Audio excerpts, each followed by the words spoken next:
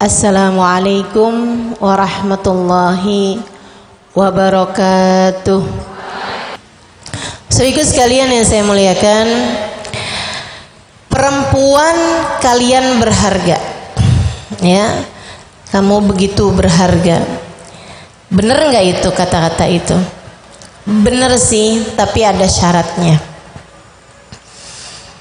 Kalian tidak sama dengan perempuan-perempuan lainnya.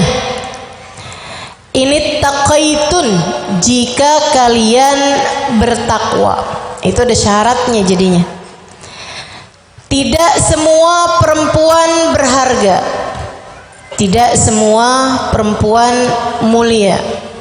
Tidak semua perempuan bernilai. Segala sesuatu menjadi bernilai kalau ada mutunya. Kalau nggak bermutu, sampah. Sampah tidak bernilai. Maka bagaimana menjadi seorang perempuan yang bukan sampah, menjadi perempuan yang memiliki nilai, menjadi perempuan yang berharga. Ini akan kita bahas di kajian kita pada hari ini, insyaallah. Mudah-mudahan keluar kita dari tempat ini semuanya menjadi perempuan-perempuan berharga, menjadi perempuan-perempuan bernilai tinggi, menjadi perempuan-perempuan berkelas. Kelasnya kelas apa? Kelas surga insyaallah. Menjadi perempuan-perempuan yang layak untuk hidup mulia di dunia dan layak untuk masuk ke surga di akhirat nanti. Amin ya rabbal alamin. Teman-teman sekalian yang saya muliakan, syaratnya apa aja sih pengen jadi perempuan mulia? Yuk nih, yang nomor 1, iman. Kamu tanpa iman tak ada artinya apa-apa. Saudaraku sekalian yang saya muliakan, orang tuh tanpa iman nggak ada artinya apa-apa. Ini saya kasih tahu, perempuan itu tanpa iman tak punya nilai apa-apa. Jika bahkan ia cantik, jika bahkan ia kaya, jika bahkan ia anaknya siapa gitu, kalau tidak beriman tak ada artinya apa-apa. Ada tuh perempuan cantik namanya Ummu Jamil. Itu artinya ibu, ratu. Ya. Ummul Qura itu artinya ratunya kota, ibu kota, kota paling tua gitu ya. Ummul Qura itu julukan untuk Kairo, Mesir itu ya. Sehingga sekalian saya muliakan, jadi Ummu Jamil, Ratu Jamil kecantikan dari cakepnya seorang perempuan bernama Ummu Jamil. Hidungnya kayak alif, kecil, mancung, tegak gitu. Nggak kayak saya. Saya ngaca-ngaca hidung saya nih kayaknya nggak kayak alif, kayak tak. Rebahan ya. Teman-teman sekalian saya muliakan, ini perempuan satu ini cakep semuanya, alisnya cakep, matanya cakep gitu, jelas gitu kayaknya, gitu ya. Nah kalau kayak kita ini kan muka minimalis nih, kayak kurang-kurang jelas gitu. Sehingga sekalian nih Ummu Jamil nih cakep semuanya, kulitnya cakep, badannya cakep, semuanya udah cakep dah. Dia punya suami itu gantengnya luar biasa teman-teman.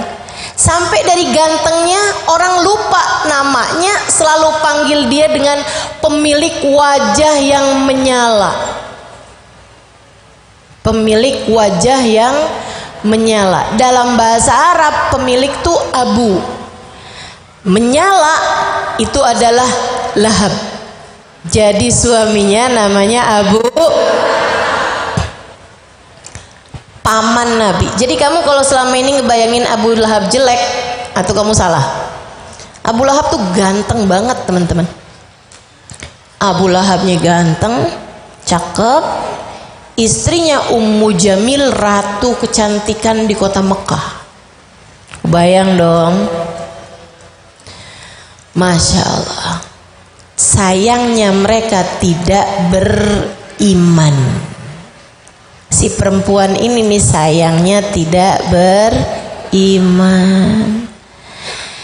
Akhirnya kemudian kerjaannya tiap hari mikirin gimana caranya Muhammad celaka. Karena nggak beriman, akhirnya dia menganggap orang-orang yang beriman sebagai musuhnya, menganggap Nabi Muhammad sebagai musuhnya. Apalagi ketika dia tahu suaminya habis dikata-katain sama Nabi Muhammad, tabat yada abi lahabin wa tab, ma aghna anhu maluhu wa ma kasab, sayasla naran dzatal lahab. Tuh teman-teman sekalian, dia marah dengan turunnya ayat tersebut. Dia cari Nabi Muhammad, dia dengar Nabi Muhammad lagi ada di dekat Bukit Sofa di area masjid sekarang ini ya, Masjidil Haram.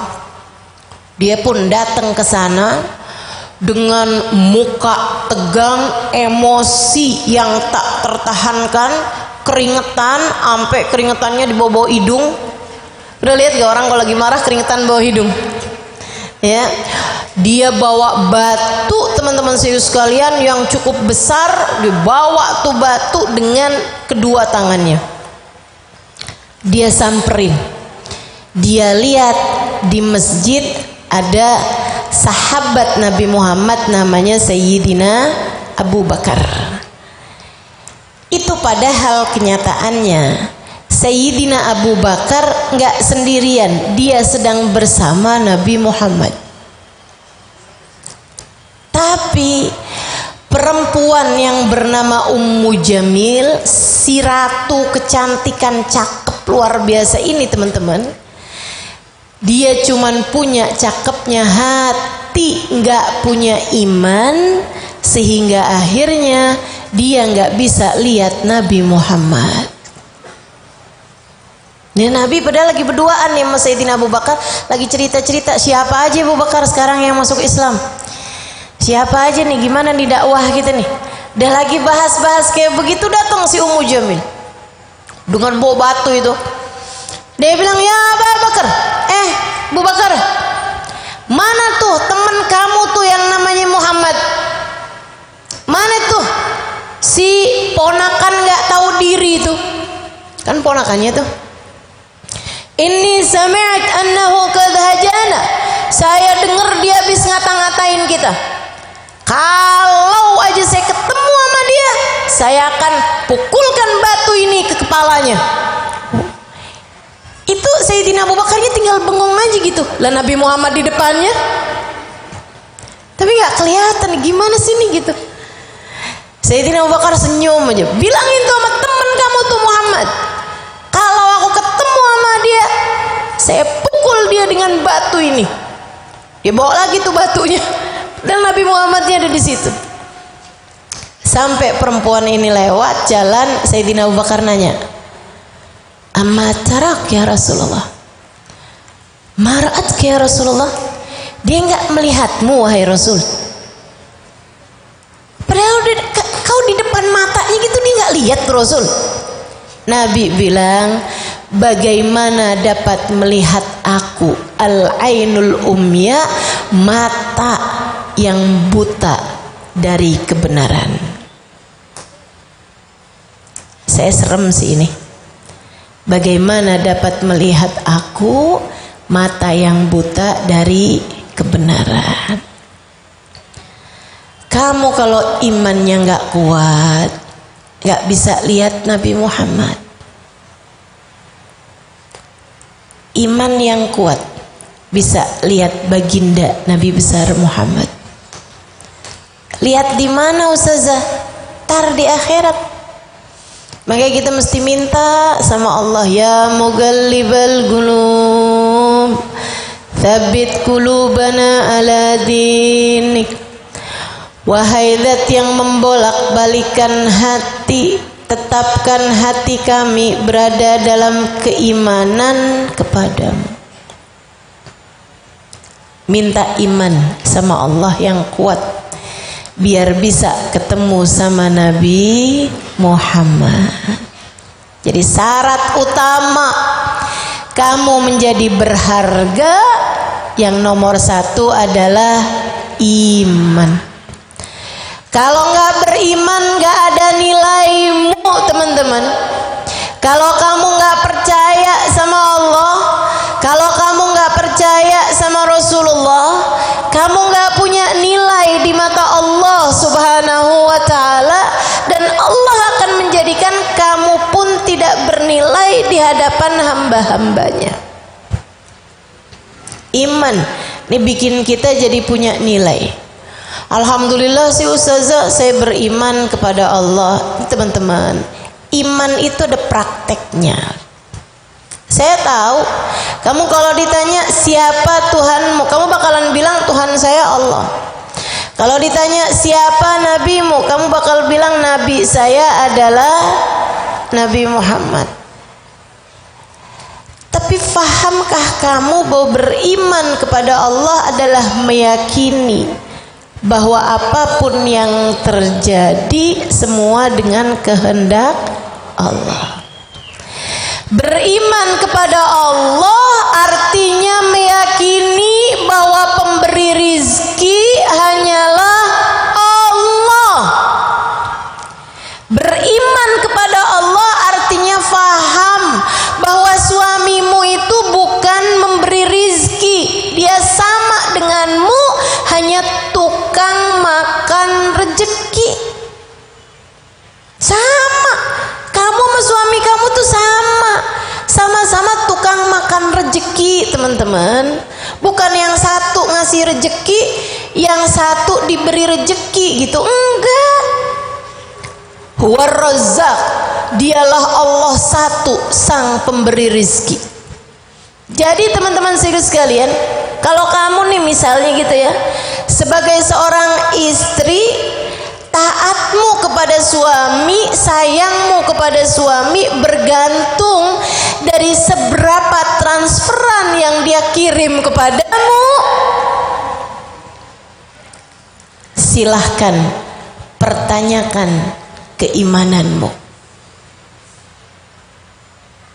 Saudaraku sekalian, yang ngasih kita rezeki hanya satu, namanya Allah.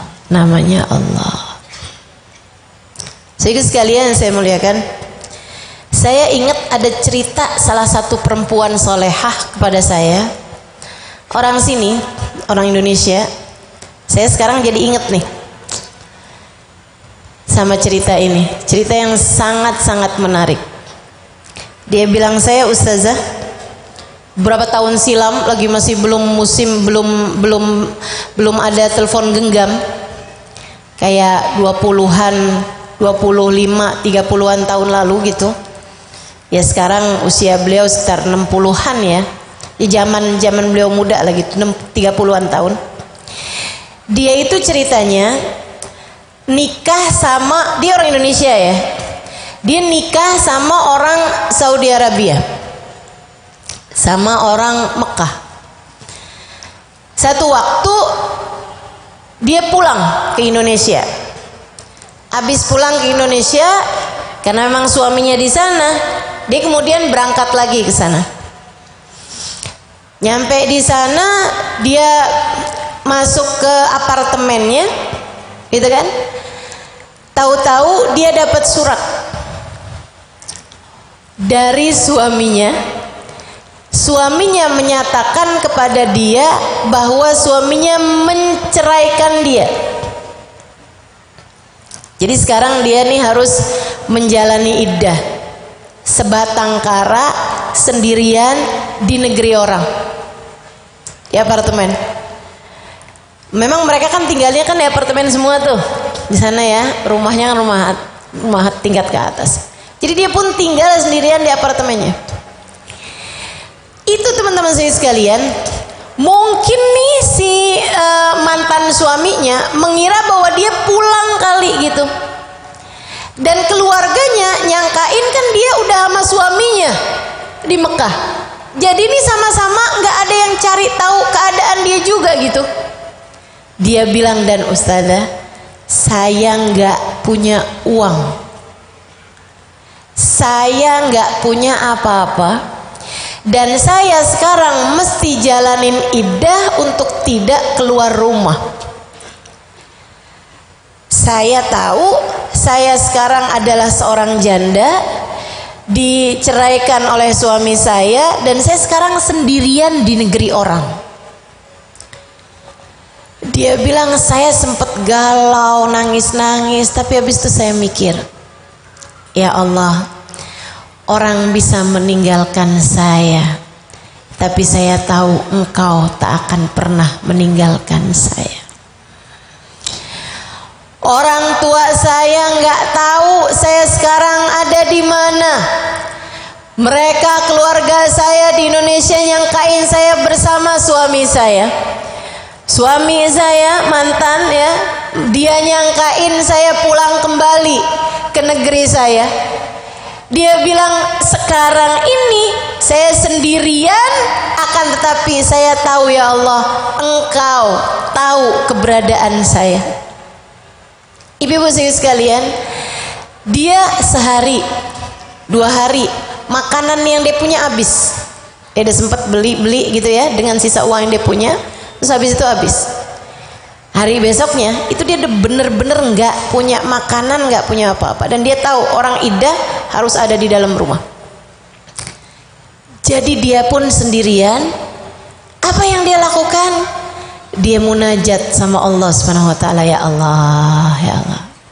Sempet tuh dia bilang, hati saya tuh kayak ngajakin aja, keluar aja, pergiin rumah mantan suami kamu, seenggaknya kamu minta untuk nantinya gimana gitu kan ya, nafkahnya ini apa segala macem lah gitu, segala macem nih dia punya pikiran. Tapi terus dia pikir gini,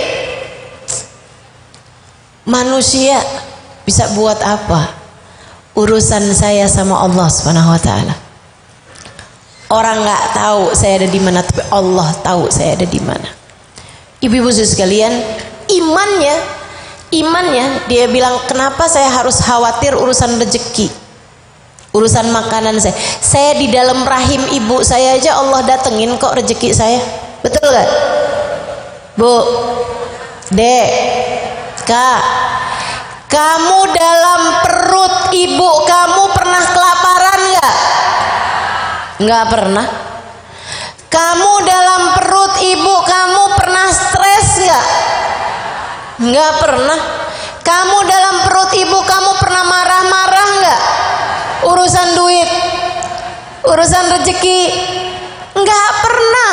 Allah sampaikan rezeki kepadamu sedangkan kamu berada dalam rahim ibumu. Sekarang kamu udah ada di atas muka bumi, kamu pikir rezekimu pindah gitu sumbernya, nggak lagi dari Allah Subhanahu wa taala? Nggak pernah, Dek, nggak pernah, Bu. Rezekimu dari Allah, Bahkan beras yang ada di dapurmu belum tentu jadi rezekimu. Apa yang akan kamu makan nanti malam, kamu nggak tahu. Apa yang akan kamu makan nanti siang, kamu nggak tahu. Allah tahu. Maka kata para ulama, jika bahkan kamu nggak tahu alamat rezekimu, tenang aja, rezekimu tahu alamatmu. Gak akan pernah tertukar, tidak akan pernah salah alamat, tidak akan pernah nyasar. Yang jadi rezekimu pasti akan sampai kepadamu. Hilangkanlah segala keraguan-raguanmu itu. Enggak usah. Tapi ustazah, bukannya selama ini nafkah itu wajib bagi suami?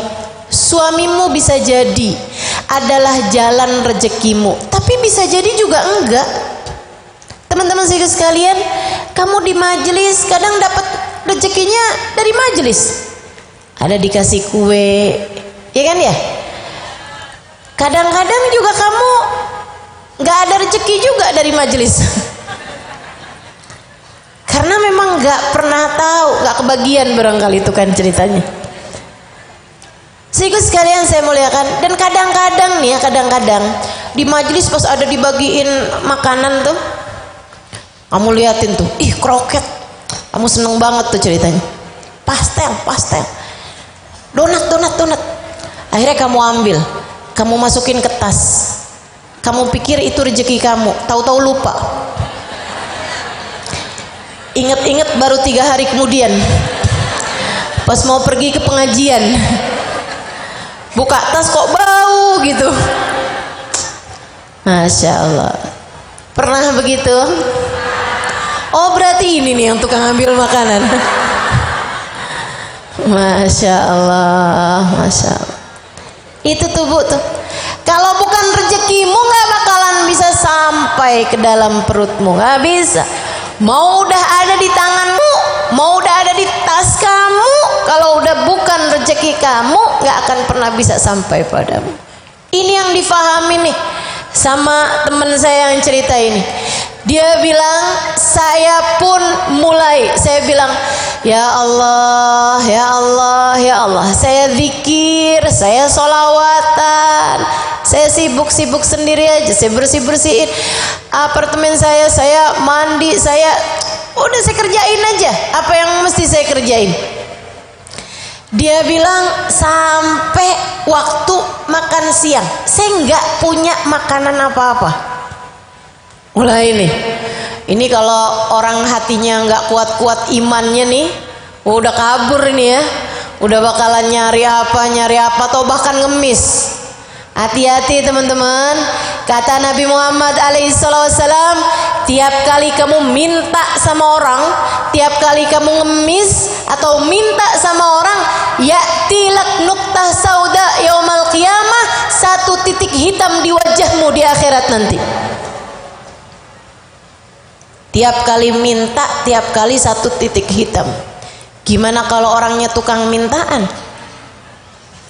Gimana kalau emang selamitan? Gimana kalau kerjaannya suka nadahin tangan di bawah? Ya Allah, mudah-mudahan Allah jadikan kita beriman dengan sebenar-benarnya keimanan. Teman-teman saya sekalian, akhirnya dia pun tungguin aja rezeki dari Allah Subhanahu wa taala. Bener dong. Nggak lama kemudian ada yang ketuk pintu. Dia ngintip dari, ada tuh biasanya kalau di apartemen atau hotel suka ada lobang, bisa ya, itu dari dalam bisa ngelihat yang di luar nggak bisa ngelihat yang di dalam. Jadi dia bisa ngelihat dari lobang tersebut, ternyata seorang laki-laki.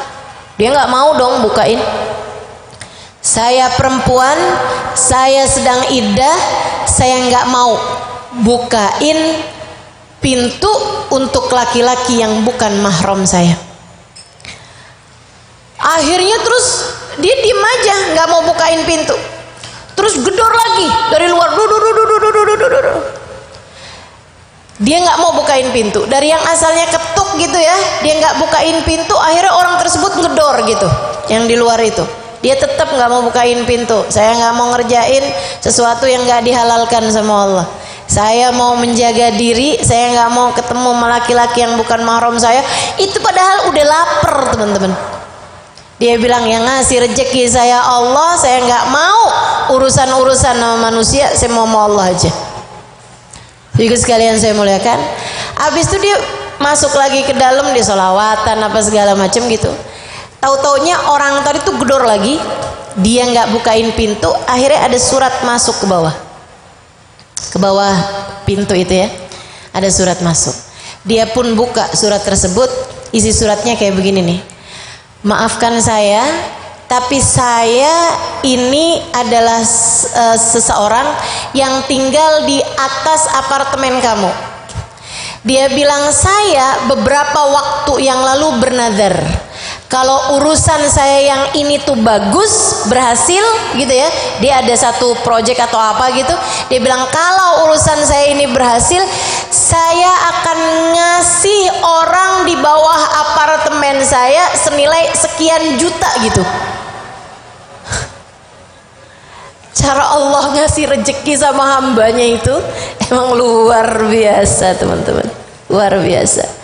Maka yang harus kamu angkat itu emang keraguannya masalahnya. Dia bilang dan tadi malam kemarin dia bilang ini usaha saya ini mendapatkan hasilnya.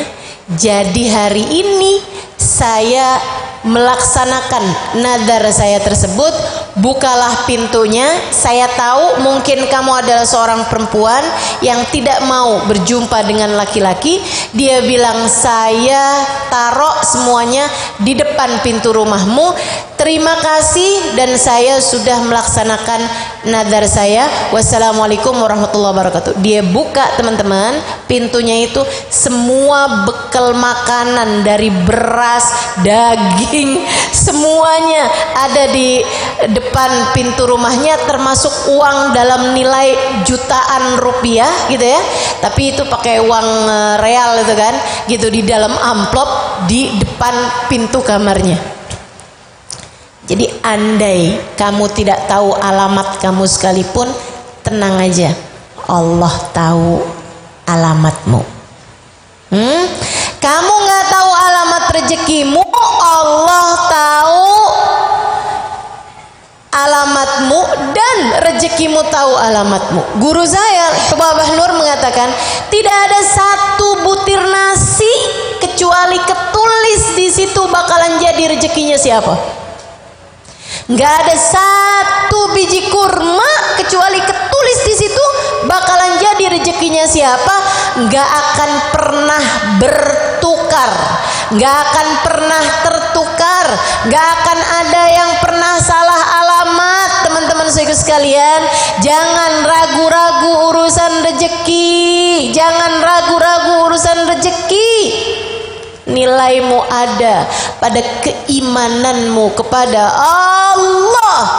Yakinlah saja bahwa Allah Subhanahu wa ta'ala adalah sang pemberi. Nilai kamu yang nomor satu, kamu akan berharga apabila kamu nomor satu beriman. Mudah-mudahan Allah kuatkan keimanan kita. Allah kuatkan keimanan kita insyaallah. Semoga Allah kuatkan iman kita insyaallah. Amin ya rabbal alamin. Nomor satu iman. Teman-teman sekalian yang saya muliakan, yang nomor dua, nilai kamu itu ada pada ilmu. Kalau kamu pengen jadi perempuan yang berharga, milikilah ilmu. Bu, Dek, belajar yang benar. Agamamu itu pelajari yang benar. Jangan sampai kamu sebagai perempuan nggak tahu gitu. Ini saya keluar darah wajib sholat apa enggak ya? Ini saya kalau kayak gini nih wudhu saya batal apa enggak ya? Kamu jangan sampai nggak tahu. Kamu jangan sampai ngerjain ibadah tapi kamu nggak paham ibadah tersebut itu sah atau tidaknya. Bahkan ada, mudah-mudahan kita tidak menjadi salah satunya teman-teman saudaraku sekalian, yang bahkan nggak bisa baca Quran. Nah ini jangan sampai ada di antara kita yang kayak begitu. Ayo, yang belum bisa baca Quran pelajarin. Ustazah saya udah tua, nggak apa-apa, biar kita tua juga belajar yang benar. Karena ilmu tuh punya nilai ya teman-teman. Ilmu tuh bikin orang jadi punya nilai di mata Allah Subhanahu wa taala. Ibu-ibu, teman-teman, adik-adik nggak lihat apa orang tuh kalau dia berilmu, dia jadi ulama, jadi mulia, Dek. Betul apa enggak? Betul apa enggak?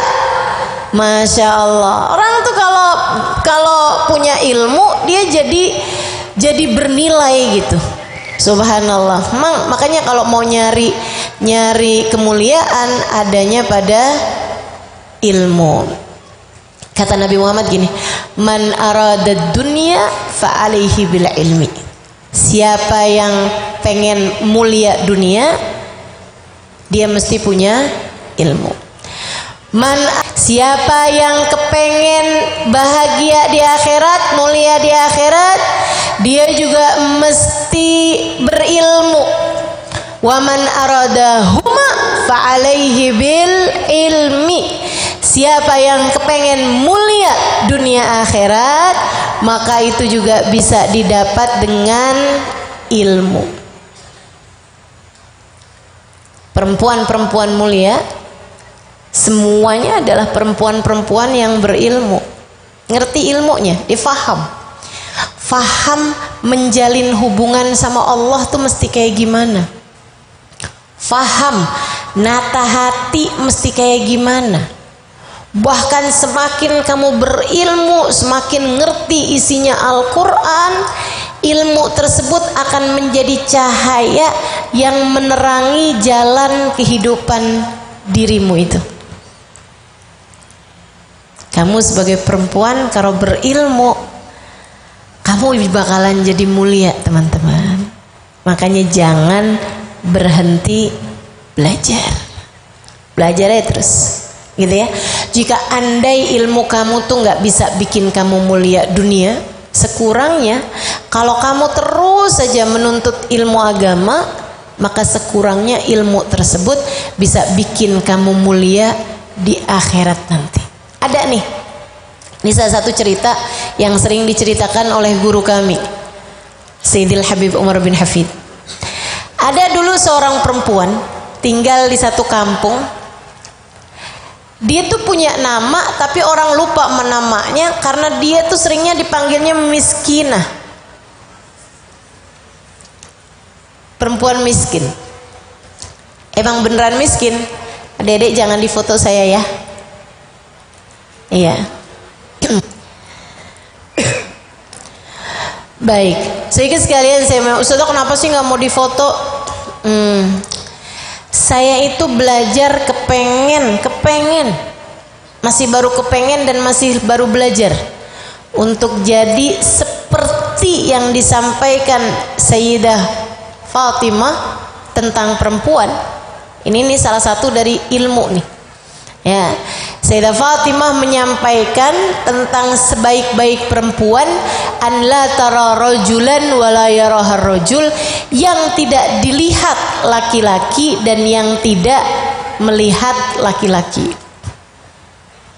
Masih jauh, tapi saya belajar untuk tidak dilihat sama laki-laki yang bukan mahram saya.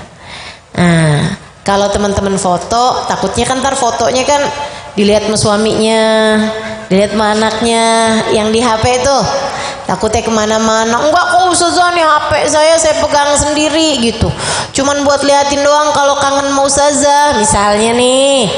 Ada yang alasannya begitu ya teman-teman saya sekalian. HP kamu tuh nasibnya kayak gimana? Takut hilang, ya kan? Takut dicuri orang, kita nggak paham gitu. Ya saya sih lagi nggak doain ya, nggak doain, tapi ya kalau itu terjadi gara-gara kamu foto saya ya terserah dah. Insya Allah enggak ya Bu ya. Jadi kayak begitu. Saya masih belajaran, masa teman-teman nggak mau bantuin saya yang sedang belajar mengamalkan ilmu saya. Insya Allah mudah-mudahan ya. Sedikit sekalian yang saya muliakan, kembali kepada si miskinah tadi nih. Dia ini kerja, dia hidup sebatang kara, nggak punya suami, nggak punya anak, dan nggak punya saudara-saudara, semuanya udah meninggal. Dia hidup sebatang kara teman-teman. Kerjaan dia untuk menafkahi dirinya, ya, adalah bekerja sebagai tukang ngambilin air di sumur. Jadi emang beneran miskin banget gitu si perempuan ini. Jadi dia tuh akan ambilin air di sumur tuh dibawain ke rumahnya orang gitu ya, langganan dia. Nanti dia dikasih uang gitu. Nah dari situ tuh dia makannya gitu. Ini perempuan mulia nih, nggak minta-minta. Walaupun miskinnya kayak begitu, dia tetap kerja loh. tetap kerja ngambilin air di zaman tersebut ya. Nah, cuman bedanya dia itu setiap kali dengar ada majelis di mana aja di dekat di area kampungnya dia ada ulama datang gitu kan, di masjid mana aja dia pasti hadir. Didengerin, biar kata di pojokan itu didengerin aja. Terus nanti itu habisnya didengerin, diamalkan dalam kehidupan dia dan diajarkan kepada siapapun aja yang ditemuin. Si miskinah ini nih, biar kata dia miskin tapi dia erat sama ilmu. Jadi entar tuh kalau lagi ngangkutin air tuh, dibawa air dari sumur ke rumahnya siapa gitu, dia entar sambil cerita tuh sama temen-temennya gitu.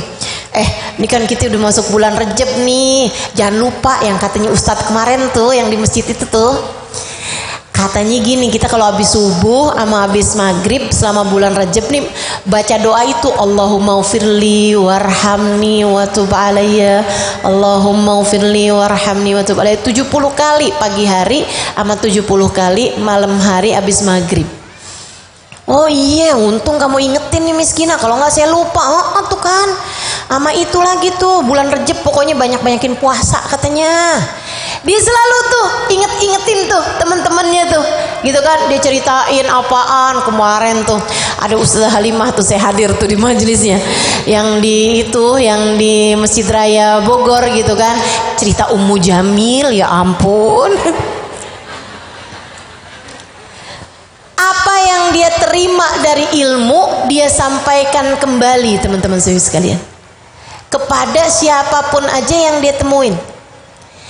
Dia bukan perempuan berilmu tinggi gitu, bukan, tapi dia amalkan setiap hal yang dia dengar dari para guru, para ulama, para kiai, para ustadz, para ustazah, dan dia mengamalkannya serta mengajarkannya kepada siapapun yang dia temui. Itu aja yang dia lakukan. Selebihnya semuanya sederhana, dan seperti yang teman-teman udah dengar tadi, dia adalah orang yang sangat miskin. Satu hari meninggal dunia dong. Satu waktu dia meninggal dunia. Habis dia meninggal dunia, beberapa hari kemudian ada ulama di kampung itu, udah ustadz di kampung itu tuh, kiai di kampung itu, mimpiin dia. Tapi di mimpinya itu si miskinah pakai baju yang sangat mewah sekali, bahkan pakai mahkota, udah kayak ratu. Tuh si Ummu Jamil jadi kayak begitu, gitu kan ya. Ini si miskinah, masya Allah teman-teman saya sekalian, masya Allah, miskinah kelihatan kaya raya, pakai sepatu bagus, pakai baju bagus, pakai perhiasan yang sangat indah, bahkan pakai mahkota. Dia jalan melenggak-lenggok miskinah. Kemudian dalam mimpinya si kiai ini tadi nih, orang alim tadi ini manggil dia gitu, ya miskinah, ya miskinah. Miskinahnya noleh sambil senyum, dia bilang begini, zahabatil maskanah wa ja'al ghinal akbar. Kemiskinan saya udah hilang, sekarang Allah gantikan saya dengan kekayaan yang paling besar. Wih, keren bener nih miskinah. Kamu jalan kayak gitu miskinah, ya inilah jalannya hamba yang dirahmati Allah di pelataran kedermawanannya. Wih dia, cakep. Dia bilang, dengan apa wahai miskinah kamu dapetin kemuliaan seperti ini? Di alam barzah miskinah jadi konglomerat. Dengan apa miskinah kamu dapetin kemuliaan seperti ini? Kamu begitu berharga sekarang ini, dengan apa kamu mendapatkannya? Miskinah menjawab, bijulusi lima jalisid dzikr majalisit ta'lim wa ta'limi iyaha. Karena saya selalu duduk di majelis-majelis ilmu, kemudian saya menyampaikannya kepada teman-teman saya. Saya nyampein sama orang lain. Itu ternyata yang membuat saya sekarang jadi perempuan yang mulia. Mudah-mudahan nih itu juga bisa jadi orang yang selalu dapat menyebarkan kebaikan-kebaikan. Ya Bu ya, selalu dapat menyebarkan kebaikan-kebaikan insyaallah. Amin ya rabbal alamin. Jadi ibu-ibu juga gitu, habis dengerin kajian gitu, pulang-pulang sampein Bu, pulang-pulang sampein, gitu kan? Makanya kalau di pengajian tuh jangan ngantuk, terus kok lupa-lupa gitu. Pokoknya ada tuh ya nak ya, orang ya, dia tuh istrinya Abu Lahab. Siapa namanya mah? Siapa gitu ya. Suka ada tuh yang kayak begitu tuh. Ada yang begitu di sini. Kalau cerita suka lupa-lupa. Ya Allah. Jadi itu syarat kedua untuk bisa menjadi seorang perempuan yang mulia, menjadi seorang perempuan yang berharga. Yang nomor satu apa tadi? Yang nomor dua apa? Ilmu. Yang nomor tiga teman-teman sekalian, amal soleh, ketaatanmu kepada Allah Subhanahu wa Ta'ala. Ini yang menjadikanmu berharga. Nilai kamu itu bukan daripada seberapa banyak harta yang kamu punya, bukan dari seberapa kecantikan yang kamu punya, bukan dari seberapa kaya suami kamu, bukan, ataupun seberapa lucu, seberapa berprestasi anak-anak kamu, bukan teman-teman sekalian. Nilaimu adalah seberapa taatmu di mata Allah. Yang taat, jadi hamba Allah, disuruh sholat jangan tinggal, kan begitu? Jangan pernah berpikir buat ninggal sholat, ya. Jangan pernah berpikir buat ninggal sholat. Kalau bisa malah ditambahin sholatnya, tambahin sholat malam, biar sebentaran juga bangun tahajud, kan gitu. Bangun sebelum subuh deh, seenggaknya setengah jam aja gitu. Bangun, tapi bukan asal ke kamar mandi doang habis itu tidur lagi. Kelakuan tuh. Suka ada yang kayak begitu. Udah bangun bagus-bagus jam 3, kamar mandi doang habis itu tidur lagi. Kayaknya masih rada lamaan dah, tar dah tidur lagi ya. Pas bangun-bangun udah siang ya, kadang-kadang malah sampai segala subuh-subuhnya ketinggalan. Teman-teman, saya sering sampaikan ini ya, ketika ada orang sholat, bukan hanya karena dia mau sholat, akan tetapi karena dia berharga di mata Allah, Allah mengizinkannya untuk menghadap kepadanya. Ketika kamu sholat, bukan hanya karena kamu mau sholat, akan tetapi karena kamu masih punya nilai di mata Allah, Allah masih mengizinkanmu untuk menghadap kepadanya. Ketika kamu tidak mau sholat, ketika kamu tidak sholat, bukan karena kamu tidak mau sholat, akan tetapi karena kamu tidak berharga di mata Allah, sehingga Allah tidak mengizinkanmu untuk menghadap kepadanya. Taat itu undangan teman-teman, ibadah itu undangan. Tidak akan ada yang dapat menghadirinya kecuali yang diinginkan oleh sang pengundangnya. Kalau kamu nggak dikehendaki sama yang ngundang buat datang, kamu nggak bisa datang. Demikianlah ketaatan. Taat tuh kayak gitu. Nih yang hadir di majelis ini, yang dikehendaki Allah Subhanahu wa Ta'ala buat hadir teman-teman. Jangan salah, bukan hanya karena kamu pengen datang terus kamu datang. Belum tentu. Ada juga yang sebenarnya kagak pengen datang, tapi ya gitu diajakin sama temennya atau apa gitu kan, dia nggak tahu sebelumnya.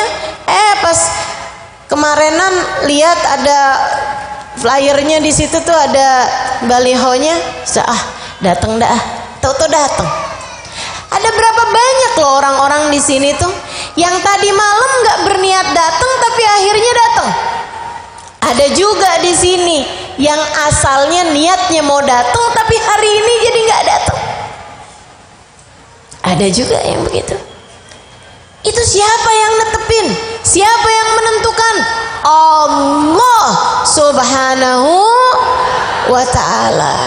Makanya teman-teman, saya diajarin sama para orang-orang soleh-solehah di kota Tarim, tempat saya tinggal dulu. Kalau dengar satu kebaikan, apapun aja kebaikan itu, niat buat bisa melakukannya. Niat biar mampu melakukannya. Lagi diceritain tentang pahalanya Rejab misalnya begitu ya, tentang banyak puasa bulan Rejab atau tentang istighfar di bulan Rejab, niat aja dulu, niat aja, nggak kemudian mikir yang ya udah deh kalau inget ya kita kerjain ini, nggak, kalau lupa mau gimana lagi. Tuh kamu ragu-ragu gitu. Masalahnya itu taat tuh bukan sekedar kamu mau atau kamu nggak mau, tapi Allah mau atau Allah tidak mau. Jadi kalau dengerin kebaikan apapun itu, niat dalam hati, ya Allah mudahkan saya untuk dapat melakukannya. Orang-orang di Tarim itu seperti itu. Bahkan kalau mereka dengar Robiah Adawiyah tiap malam punya 1000 rakaat, Allahumma ij'alni minhum gitu. Ya Allah jadiin saya kayak begitu ya Allah. Allahumma ij'alni kamaha ya Allah. Gitu, minta kebaikan-kebaikan. Ini orang kita nih kebalik-balik. Orang kita kalau urusan dunia suka minta. Misalnya nih ngelihat orang rumahnya kayak, Allah kepengen dong. Ya Allah saya kepengen juga tuh yang kayak begituan. Ngelihat ada mobil mewah, ya Allah kepengen saya kayak begitu. Ngelihat orang jalan-jalan mulu keluar negeri, ya Allah saya kepengen tuh begitu ya Allah. Gitu ya, ngelihat orang punya suami ganteng, ya Allah kepengen tuh saya kayak begitu. Kalau dia belum punya suami, teman-teman sih sekalian. Tapi kalau giliran amal-amal soleh, ada orang yang bisa 3 hari kan, kita mah yang nggak mungkin lah. Kagak ada kepengen-kepengennya gitu, nggak ada kepengen-kepengennya. Kalau masyarakat di Tarim tuh yang saya pernah tinggal di sana 4,5 tahun, itu kebalik teman-teman. Kalau urusan dunia itu mereka tahu itu adalah yang terbaik. Lihat orang kaya nggak terlalu kepengenan kaya gitu. Mereka bilang buat dia kayaknya baik kali kaya. Kalau buat saya belum tentu. Saya kalau sama Allah dikasih kaya banget gitu mungkin nggak bener malahan saya. Ya udah aja deh, udah yang Allah kasih yang terbaik. Kalau urusan dunia tuh kayak begitu mereka.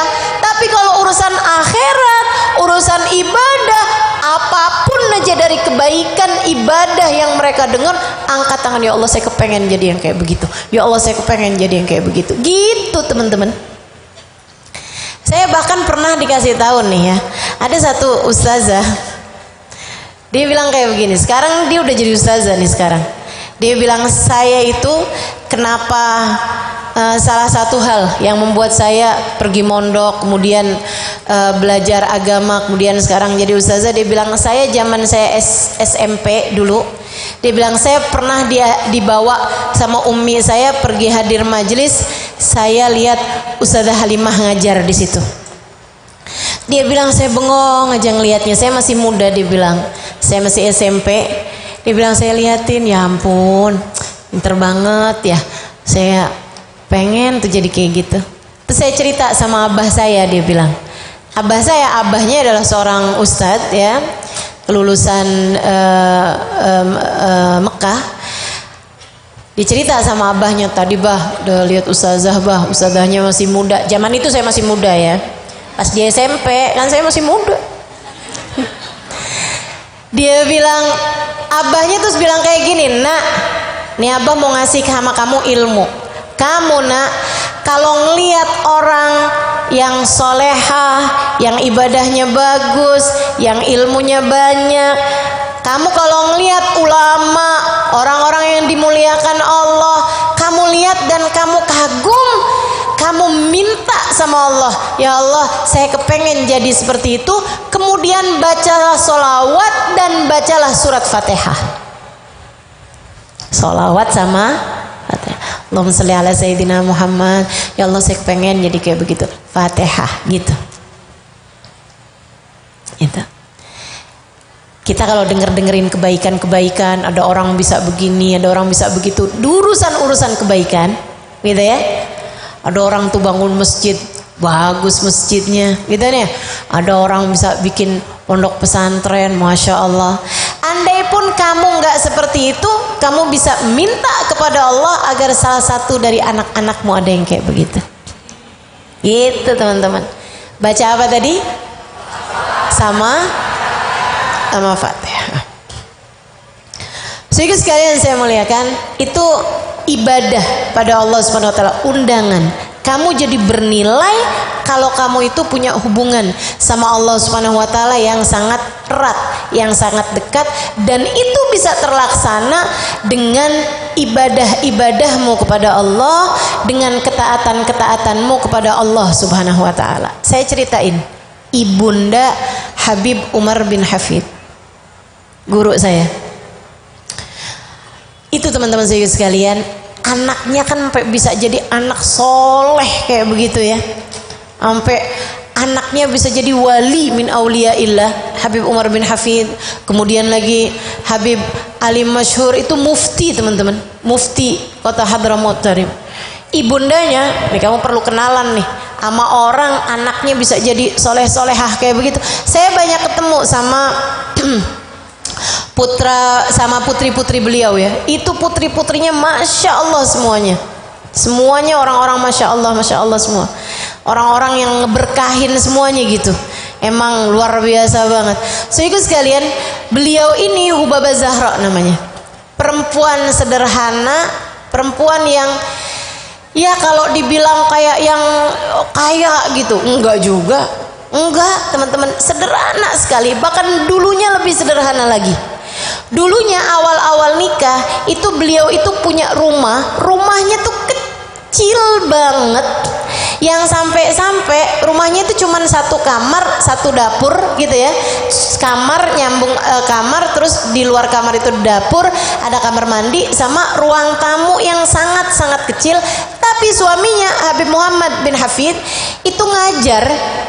Dan kalau beliau ngajar itu murid-muridnya itu masuk semuanya ke dalam rumah itu, sampai kamarnya itu juga dipakai buat murid-muridnya duduk. Beliau nggak punya tempat buat duduk, naik ke atas sutuh. Orang Arab itu kan rumahnya di atasnya tuh dak gitu. Naik di atas sutuh, Hubabah Zahra tuh diem aja gitu, nungguin suaminya ngajar. Teman-teman, bisa sejam 2 jam. Dan itu kadang-kadang kalau lagi di waktu musim panas bisa sampai 50 derajat Celcius. Kepanasan di atas atap.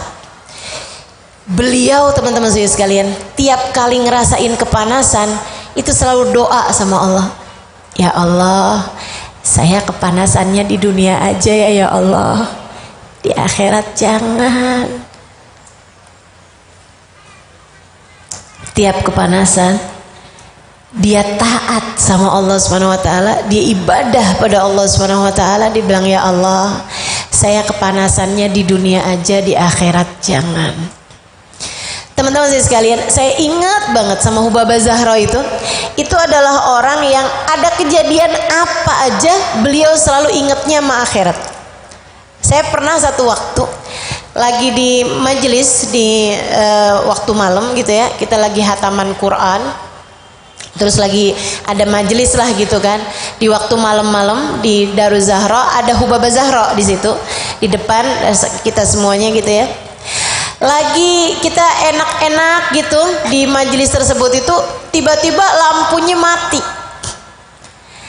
Itu yang namanya anak-anak santri, begitu lampu mati ini sama kayak mak-mak gini nih, kayak ibu-ibu nih, kayak teman-teman di sini juga. Kalau lampu mati di waktu malam gelap semuanya, apa yang biasanya kamu langsung lakukan?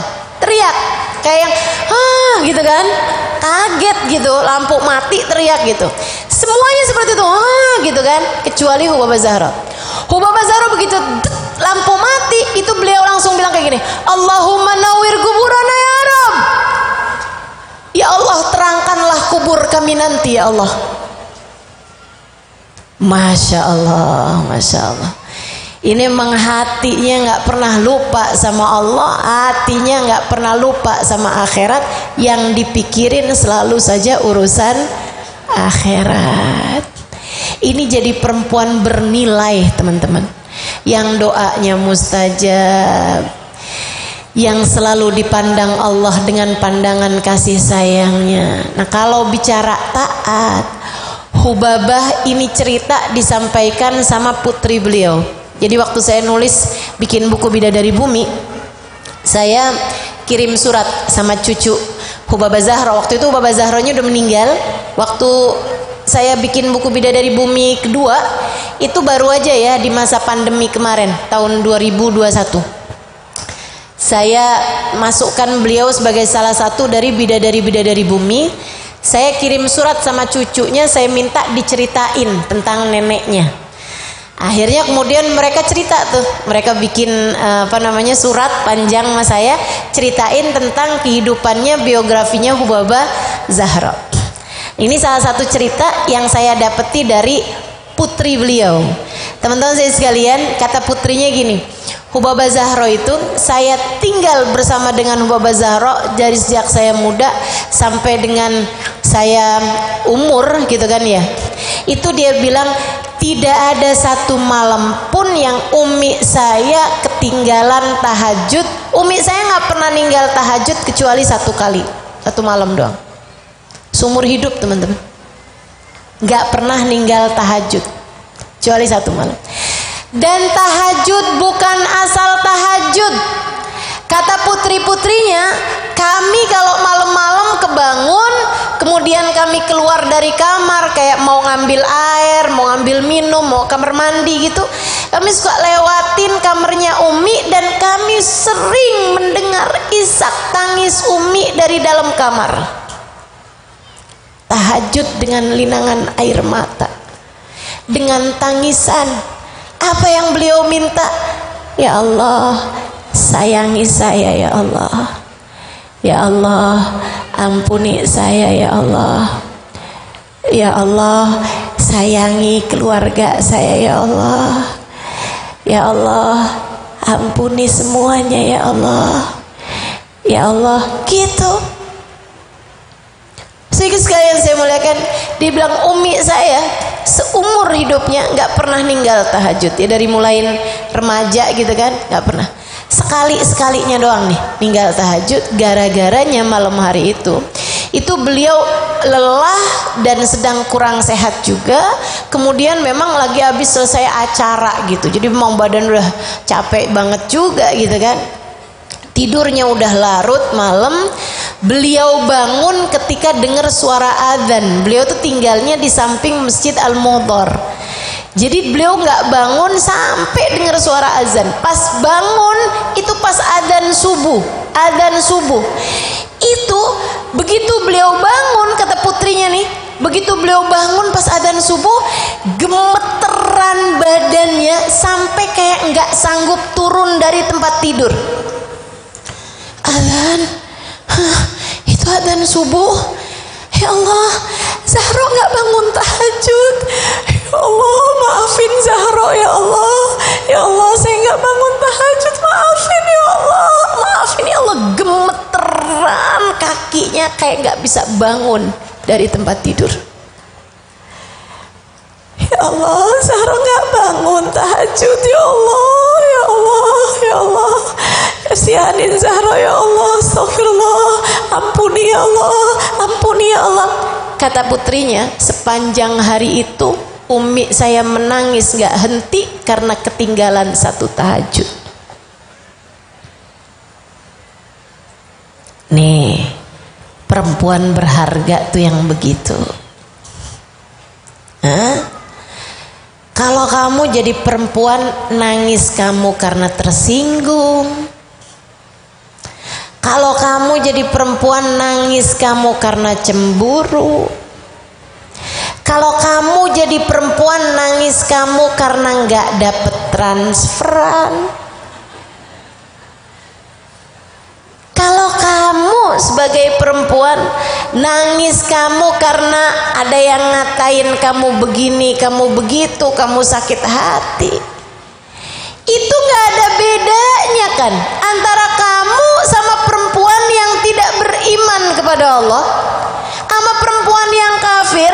Teman-teman sekalian, maaf, sama perempuan yang jual diri itu, sama perempuan yang apa istilahnya itu, wanita tunasusila. Teman-teman sekalian, gak ada bedanya. Mereka juga kalau cemburu nangis, mereka juga kalau tersinggung nangis, mereka juga kalau ngerasa hatinya kayak gak dianggap sama orang nangis. Teman-teman sekalian, mereka juga kalau lagi gak punya duit nangis. Gak ada bedanya tangisan kamu sama mereka. Kalau kamu kepengen menjadi seorang perempuan yang berharga, jadikan tangisanmu untuk Allah. Jadikan tangisanmu karena takut kepada Allah. Jadikan tangisanmu karena malu kepada Allah. Jadikan tangisanmu karena berharap cintanya Allah. Jadikan tangisanmu karena rindu kepada Nabi Muhammad. Ya Allah, ampunilah dosa-dosaku. Ya Allah, kasihanilah aku dunia dan akhirat. Ya Allah, pandanglah aku dengan pandangan kasih sayangmu. Kalau kamu menangis karena takut di akhirat nanti Allah tidak ridho kepadamu, itu baru yang namanya tangisan. Kalau kamu sama Allah gak ditakdirkan untuk mengerjakan kebaikan, kemudian kamu menangis malu kepada Allah, seperti Hubabah Zahra yang malu karena malam itu tidak bangun tahajud hingga menangis sepanjang hari, itu yang namanya hamba yang mulia, hamba yang berharga di sisi Allah. Begitu kamu berharga di sisi Allah, doa-doamu seakan selalu didengar sama Allah. Makanya itu sebabnya kenapa Hubabah Zahra punya anak, punya cucu orang-orang mulia semua, teman-teman. Enggak salah emaknya begitu, ibunya begitu. Nah kalau model ibunya yang nangisnya karena tersinggung, "Duh, mama sakit hati mama, dikatain begitu tuh sama tetangga tuh, liatin."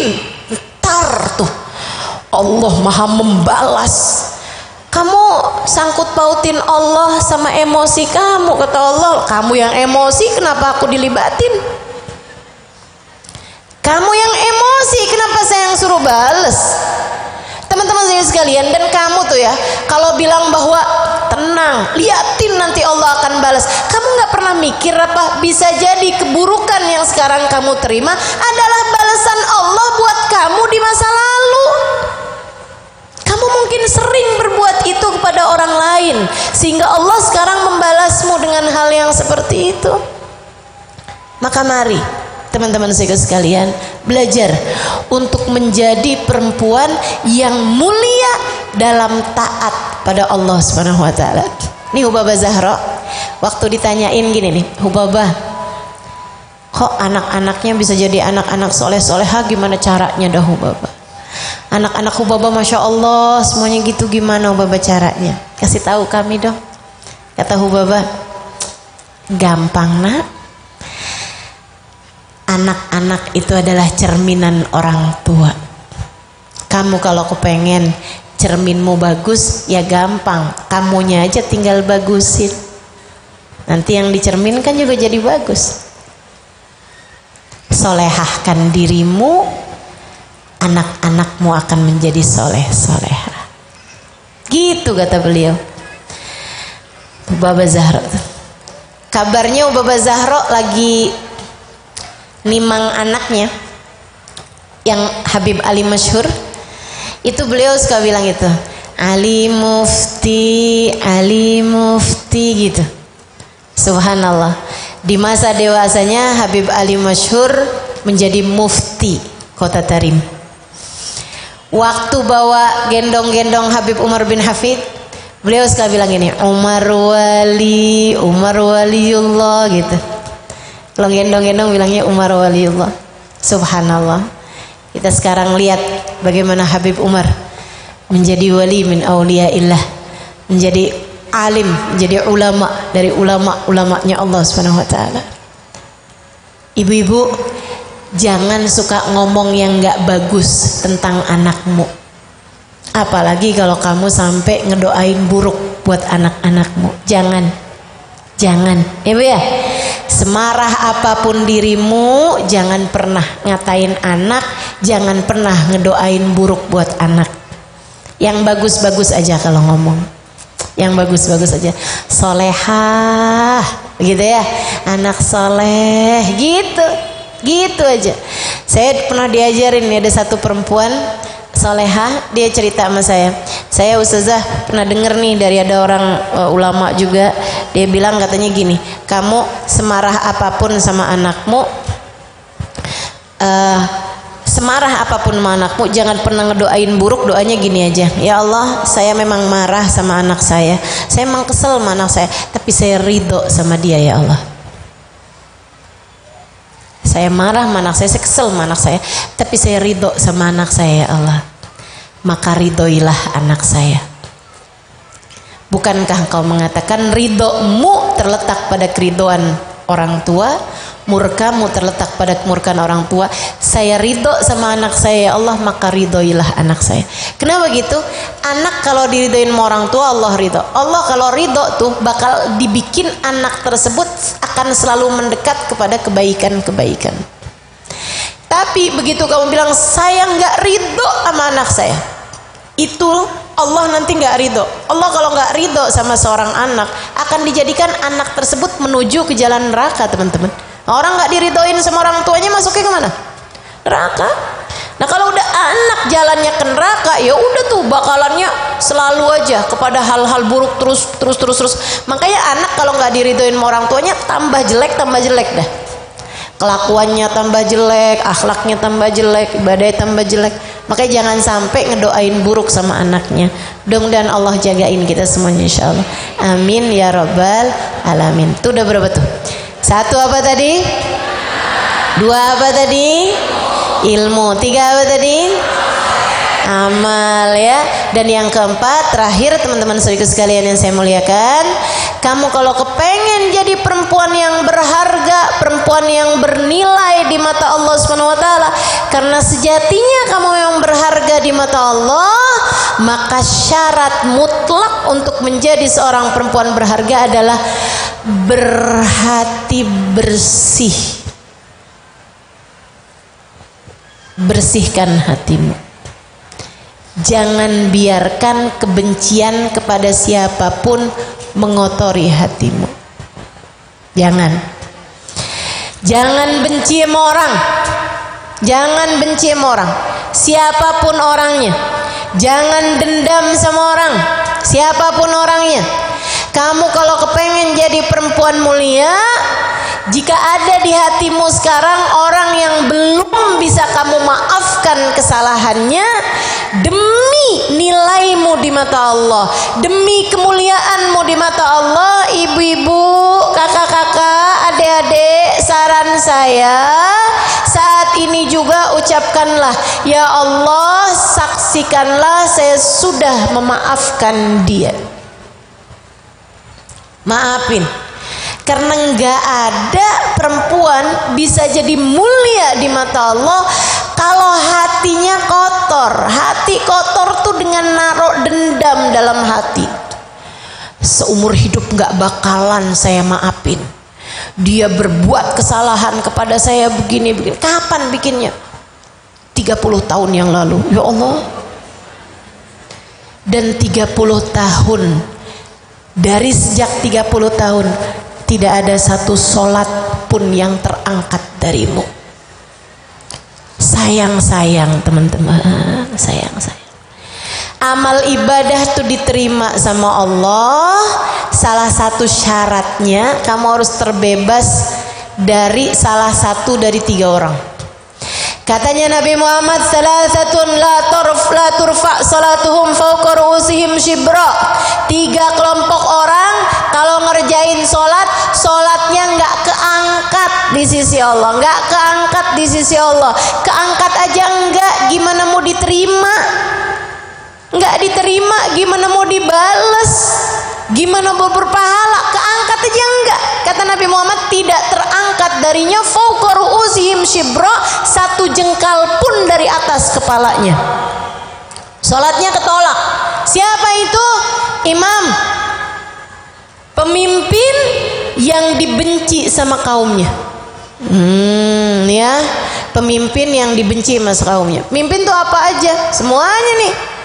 Mau dia jadi camat, mau dia jadi lurah, mau dia jadi bupati, mau dia jadi gubernur gitu kan. Pemimpin satu kaum itu wahum lahu karihun, man walla qauman wahum lahu karihun. Seseorang yang memimpin satu komunitas, satu kelompok masyarakat, sedangkan kaumnya benci kepadanya, sholatnya nggak akan keangkat 1 jengkal pun. Maka saran saya teman-teman saudariku sekalian, ini deket lagi nih tahun 2024, nggak usah ada yang nyalon di sini ya. Dah nggak usah nyalon jadi bupati, nggak usah nyalon jadi camat. Itu masalahnya berat tuh. Masalahnya berat, takutnya kalau masyarakat nggak senang kepadamu karena kamu berbuat kezaliman,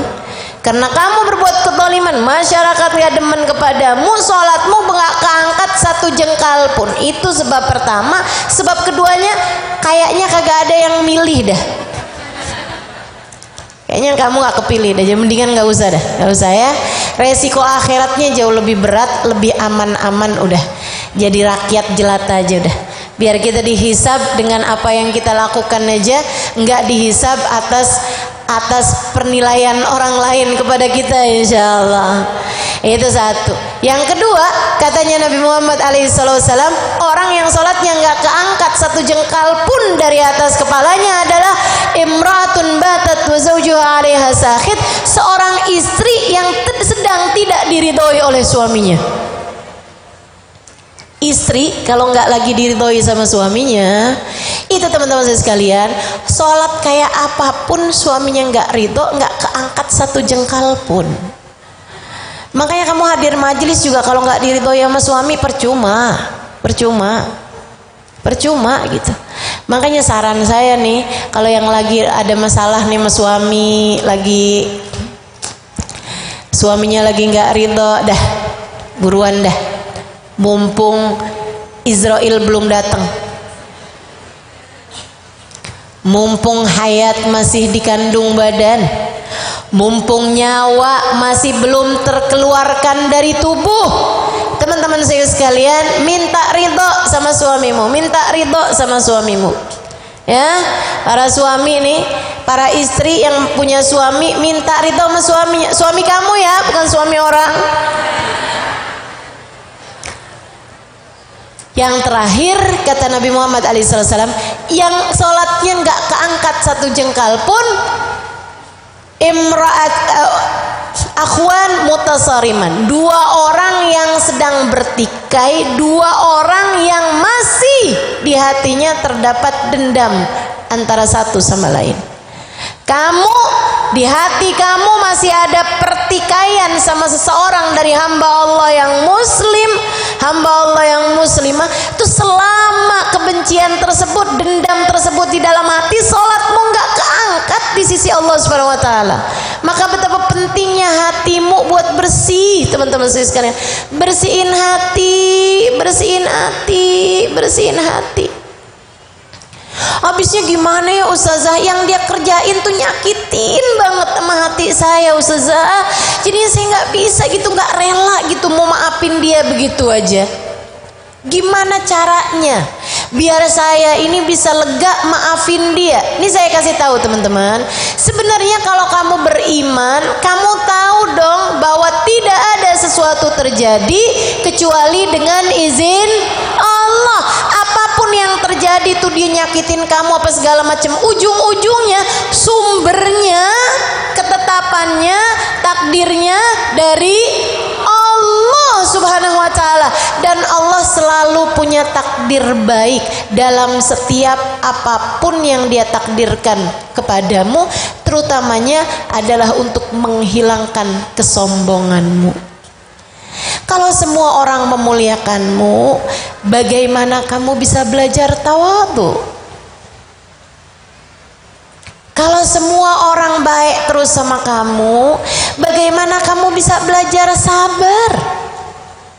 Kalau semua orang cinta semua sama kamu, mengelulukan kamu, memuliakan kamu, sangat mungkin hatimu untuk terkena kesombongan, merasa diri adalah orang mulia, padahal belum tentu. Kan begitu? Allah kepengen kamu menjadi seseorang yang mulia, sehingga Allah SWT dengan cara itu, ada yang nyakitin kamu, ada yang menyinggung perasaanmu, ada yang menghina kamu, untuk menjadikan kamu bisa memaafkan mereka semuanya, dan kamu pun bisa menjadi orang yang hidupnya lebih mulia. Tenang aja Bu, kalau bicara disakitin sama orang, Nabi Muhammad juga disakitin sama orang. Kalau bicara dikata-katain sama orang, Nabi Muhammad juga dikatain sama orang. Kalau bicara tidak diperlakukan dengan benar oleh orang, ibu-ibu sekalian, Nabi Muhammad Bu dibunuh, mau dibunuh, diusir, kan begitu, dikatain gila. Kita sih enggak sampai segitu. Padahal kita enggak sebaik Nabi Muhammad tentu saja. Nabi Muhammad paling baik aja ada yang gituin kok, apalagi kita. Wajar banget lah. Ada orang enggak suka sama kita, wajar. Ada orang yang ngata-ngatain kita, wajar. Betul enggak? Saya inget tuh sama ucapan salah satu guru saya, Syekh Umar Al-Khatib. Beliau bilang, kalau Nabi Muhammad tuh tawadhu beneran. Nabi Muhammad tuh tawadhu beneran. Nabi Muhammad dikata-katain orang dan beliau tetap senyum, tetap sabar, tuh tawadhu. Nabi Muhammad memang tawadhu beneran. Para wali-walinya Allah tuh dikata-katain orang tawadhu beneran. Tapi kalau kita nih dikata-katain orang, kemudian kita diam gitu kan, kita ini belum tentu tawadhu, bisa jadi tahu diri, karena bisa jadi kata-kataan orang buat kita itu benar. Betul nggak? Kamu nih emang dasar kurang ngajar. Tunggu dulu, kurang ngajar, kayak emang bener dah. Betul nggak? Kurang ngajar nggak nih kita nih? Kadang-kadang emang kurang ngajar kita, kurang pelajaran, kurang terdidik, kan begitu. Makanya udah orang, makanya ada salah satu ulama, teman-teman saya sekalian, dikatain gini nih, maaf ya, anjing loh. Ulama nih dikatain begitu sama orang, dia bilang kayak begini, makasih ya atas pujiannya. Kata orang tersebut, apaan pujian, saya lagi ngatain kok. Kata ulama tersebut, saya dengarnya pujian kok. Kenapa kok bisa pujian? Dia bilang, saya kepengen banget bisa jadi kayak anjing buat tuannya. Dia bilang, gak ada binatang lebih nyenengin buat tuannya daripada anjing. Saya juga kepengen bisa jadi kayak anjing, nyenengin buat tuan saya, Allah Subhanahu wa ta'ala. Andai saya bisa seperti anjing yang bisa membuat ridhonya tuannya.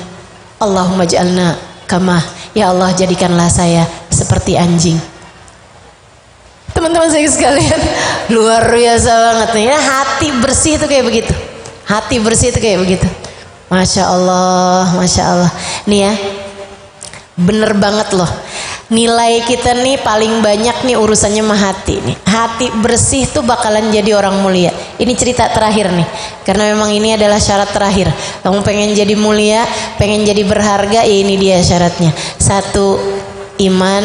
2, ilmu. 3, taat, amal soleh ya, lalu ngerjain ketaatan, perintah apa aja sama Allah yang taat. Kemudian yang terakhir nih bersihnya hati.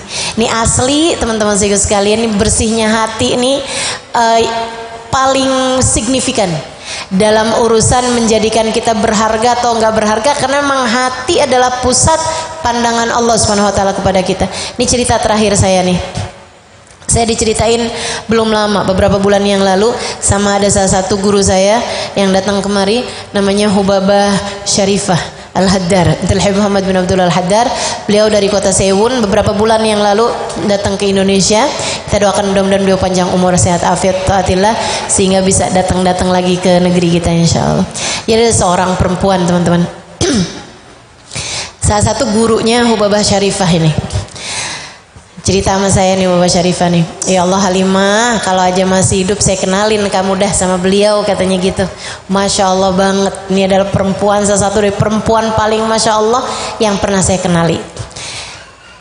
Perempuan ini teman-teman nikah nih berapa tahun yang silam gitu ya, kayak 50-60 tahun yang silam beliau nikah. Terus abis nikah berapa lama itu nggak punya anak. Akhirnya datang ke dokter, sempat nanya gitu ke dokter, ternyata beliau memang sangat bermasalah sehingga para dokter tuh memutuskan bahwa dia itu mandul. Si istrinya nih mandul gitu ya. Udah, tapi ya mau gimana lagi gitu, udah aja. Suaminya sayang sama dia. Kenapa bisa suaminya sayang? Ini tadi nih teman-teman sekalian, perempuan ini hatinya bersih banget, nggak pernah ada apa-apaan gitu, kebencian sama orang apa segala macam nggak ada. Terus satu waktu, jadi gini, si suami ini nih punya nenek ya, punya nenek, dia ibunya udah meninggal tapi neneknya masih ada gitu. Neneknya ini diasuh pertamanya sama salah satu dari bibinya, salah satu dari bibinya. Terus bibinya udah meninggal, akhirnya si nenek ini nggak ada yang ngasuh gitu. Si suaminya nih kesian gitu kan, dia bilang sama istrinya gitu, ada nenek saya nih gitu, nggak ada yang ngasuh, kesian banget. Gimana kalau kita ambil aja di rumah kita? Si istrinya bilang, ya ampun seneng banget, ya udah deh bawa aja ke rumah, kan kita juga nggak ada anak nih, udah kita asuh aja di rumah. Suaminya bilang, kamu beneran mau? Mau beneran, ayo deh bismillah kita rawatin yuk, saya juga suka kesepian kan kalau kamu pergi kerja, jadi saya ada temennya, bawa deh nenek kamu ke rumah, ntar saya rawatin. Tapi masalahnya kenapa? Nenek saya itu udah sakit-sakitan. Nggak apa-apa, bismillah, yuk. Dibawalah si nenek tersebut ke dalam rumahnya. Teman-teman sekalian, nggak bisa ngapa-ngapain di atas tempat tidur. Bahkan mohon maaf, kencing di atas tempat tidur, buang hajat di atas tempat tidur. Dan si cucu ini, jadi mantu cucu ya, si perempuan ini, dia ngerawatin dengan penuh sukacita. Dia rawatin pagi tuh, habis suaminya pergi kerja gitu kan, si neneknya dimandiin sama dia gitu, dirapiin, pakein baju, dibedakin, cantikin gitu kan. Terus abis gitu tuh dimasakin, disuapin neneknya itu gitu, disenengin yang luar biasa. Sampai kata neneknya, ya ampun nak, kamu tuh baik banget sih. Ini kebaikan hati nih emang, ya Allah. Hal yang penting banget gak sih buat kita minta? Ini bukan nenek kandung loh, nenek mertua. Dia bisa urusin sampai kayak gitu teman-teman. Dia bisa urusin sampai segitu baiknya gitu. Terus tuh kalau neneknya itu kenapa-napa gitu kan, pipis misalnya, dia istinjain, diurusin sama dia dengan sebagus-bagusnya. Habis itu ntar kalau misalnya gitu ya, dia keluar gitu pas malam-malam, dia masuk lagi gitu, nek, bulannya cakep banget nek, yuk nenek lihat yuk, kata neneknya. Nah kan saya nggak bisa jalan gitu, sebentar nek, karena ya saya gendong nenek gitu, digendong neneknya, dibawa ke depan, dia ngeliatin bulan, berduaan sama si nenek tuh, cakep ya nek ya. So ikut sekalian saya muliakan, itu si neneknya luluh lantak hatinya, terharu luar biasa, penuh syukur mendapati seorang perempuan yang baik hatinya kayak begitu. Emang baiknya hati ini nomor satu teman-teman, nomor satu banget. Kita mesti minta sama Allah, ya Allah karuniakan kepada hati kami kebaikan hati. Bersihkan hati kami ya Allah, hingga bisa menebarkan kasih sayang kepada siapapun yang kami temui. Ya Allah, sayangi hati kami ya Allah. Semua yang gak bagus di hati kami bersihin. Saudara sekalian, si nenek itu hari-harinya barengan si cucu ini, kalau udah malam, si nenek ini doa gak henti sama Allah. Dia doa bilangnya kayak gini, ya Allah, saya gak bisa bales kebaikan perempuan ini ya Allah. Engkau yang dapat melakukannya. Ya Allah, penuhkanlah rumah ini ya Allah. Penuhkanlah rumahnya dengan harta dan dengan keturunan, dengan anak-anak dan dengan harta ya Allah. Dia doa terus kayak gitu. Ya Allah, penuhkanlah dirinya dengan keturunan dan dengan harta di dunia, dan dengan keridhoanmu serta surga di akhiratmu ya Allah. Doa terus nenek itu tiap malam. Teman-teman saya sekalian, sampai beberapa tahun kemudian nenek itu meninggal. Si perempuan ini, nenek itu meninggal, nangisnya kejernya luar biasa. Sedih, nggak punya teman, sedih banget, dia terluka banget gitu hatinya. Emang sedih, dia sayang banget sama si nenek itu. Subhanallah, begitu nenek tersebut meninggal, dia hamil. Padahal itu dokter udah putusin dia mandul, teman-teman. Dia hamil, habis itu anaknya yang sekarang ini masih kecil gitu, dia hamil lagi, lahir anak lagi, dia hamil lagi, lahir anak lagi, 10 anaknya. Itu 10-10-nya anak, Masya Allah, semuanya nyenengin hati semuanya. Dan dia kemudian suaminya juga usahanya tambah bagus, sampai jadi kaya raya. Hubabah Syarifah itu yang cerita, ya Allah Halimah, emang bener-bener kebaikan hati itu emang luar biasa banget. Modal buat kita bisa jadi hidup bahagia, modal buat kita hidupnya bisa jadi berharga. Dia bilang, saya kalau datang ke rumah guru saya ini, ke rumah perempuan berkah ini nih, dia bilang sekarang waktu zaman saya muda itu perempuan ini adalah perempuan yang udah umur gitu kan, udah umur 70-an tahun. Itu rumahnya rame banget, ada anak, ada cucu gitu, rame banget rumahnya. Emang bener-bener doanya perempuan tua nenek tadi ini emang bener-bener terlaksana. Betul-betul banyak banget anak-anaknya, cucu-cucunya, dan dia hidup bahagia, seneng banget gitu. Dia bilang, dan dia kaya raya sampai dengan tamu tuh sama dia kalau pulang dibawain emas. Dari kayanya, dia kaya dan dermawan, teman-teman. Orang kalau hatinya baik, kaya ya dermawan, kan begitu tuh. Orang kalau hatinya baik, yang dipikirin ngasih aja. Jadi saya tuh yang jadi murid malu kalau datang ke rumahnya, pulang-pulang tuh bawa emas, bawa makanan enak-enak, bawa apaan aja tuh. Dia bilang Masya Allah, Masya Allah. Sehingga sekalian yang saya muliakan, harta banyak, keturunan banyak, semuanya didapat karena doa yang indah dari seorang perempuan solehah yang dia memperlakukannya dengan hati yang bersih. Yuk belajar, yuk belajar punya hati bersih.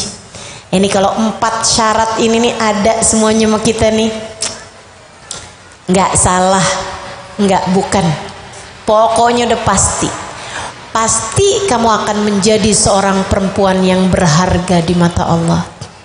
Dan kalau kamu jadi seorang perempuan berharga di mata Allah, saudariku sekalian yang saya muliakan, tiap rasa hatimu bernilai di mata Allah, tiap ibadahmu bernilai di mata Allah, dan kamu akan dibahagiakan Allah sebahagia-bahagianya. Kamu kalau bernilai di mata Allah, pasti Allah akan jadikan dirimu bernilai di mata suamimu, sehingga suamimu tak akan pernah sampai hati menyakitimu. Kamu kalau bernilai di mata Allah, kamu akan dijadikan bernilai di mata anak-anakmu, sehingga anak-anakmu akan hormat, akan sayang, akan cinta kepadamu teman-teman. Gak usah kamu marahin, gak usah kamu ajarin, gak usah sering-sering kamu ingetin, aku adalah ibumu, surgamu ada di bawah telapak kakiku. Gak usah pakai kayak gitu-gitu. Gak usah pakai kayak gitu-gitu. Anakmu akan dengan sendirinya hormat, sayang, cinta padamu kalau kamu berharga di mata Allah. Kalau kamu berharga di mata Allah, kamu akan berharga di mata hamba-hamba ciptaan Allah SWT, makhluk Allah SWT. Kalau kamu berharga di mata Allah, Allah akan jadikan kamu berharga di hadapan malaikat Israel saat nanti mencabut nyawamu. Kalau kamu berharga di mata Allah, Allah akan jadikan kamu berharga di hadapan malaikat Mungkar Nakir ketika nanti akan datang ke kuburmu untuk bertanya. Kalau kamu berharga di mata Allah, kamu akan hidup mulia di padang mahsyar, kamu akan hidup mulia di alam barzah, kamu akan hidup mulia dimanapun saja kamu berada. Kalau kamu berharga di mata Allah, di hidupmu ini, di sisa hidupmu yang tersisa, kamu berharga di mata Allah, kamu akan berharga di akhirat nanti. Kamu akan berada di belakang bendera Nabi Muhammad. Kamu berharga di akhirat nanti. Kamu akan dinilai Allah dengan surga, dan kamu akan berkumpul dengan orang-orang mulia yang berharga di mata Allah. Kamu akan bisa memandang wajah Sayyidah Fatimah Zahra, kamu akan bisa memandang wajah Sayyidah Khadijatul Kubra, kamu akan bisa memandang wajah perempuan solehah berilmu Sayyidah Aisyatul Ridha. Kamu akan bisa berkumpul dengan orang-orang soleh-solehah kelak di akhirat nanti teman-teman. Hidup ini adalah perjalanan, dan dibandingkan dengan akhirat, ia adalah perjalanan yang singkat. Ad-dunya sa'ah faj'alha ta'ah. Dunia hanya sesaat, jadikanlah ia sebagai caramu untuk berbekal taat. Kita semua adalah musafir, dengan surga atau neraka sebagai pemberhentian terakhir. Pastikan di sisa hidupmu kamu menjadi seorang perempuan yang berharga di mata Allah Subhanahu wa ta'ala. Milikilah keempat syarat keberhargaanmu, sehingga semoga Allah menjadikan kita hamba-hambanya yang mulia. Wassallallahu ala sayyidina Muhammadin wa ala alihi wa sahbihi wasallam. Da'wahum fiha subhanakallahumma wa tahiyyatuhum fiha salam. Akhiru da'wana anil hamdulillahi rabbil alamin. Wa ila hadratin Nabi Muhammad sallallahu alaihi wasallam. Semoga kita dapat mengamalkannya dalam kehidupan. Ila hadratin Nabi. Al-Fatihah.